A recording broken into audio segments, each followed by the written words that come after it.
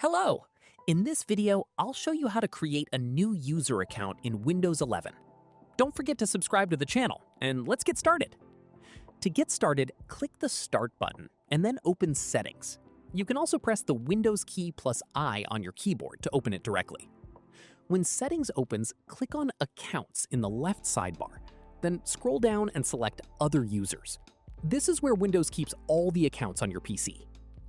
On the Other Users page, click the Add Account button, and a new window will pop up asking for an email or phone number. If you want to add a Microsoft account, type in the email address and follow the prompts. If you'd rather create a local account without a Microsoft account, click I don't have this person's sign-in information, and then choose Add a user without a Microsoft account. Next, enter a username, set a password if you want, and click Next to finish. After the account is created, it will appear in the Other Users list. If you want to give this account administrator privileges, click on it, then click Change Account Type. Choose Administrator from the dropdown and hit OK. That's all.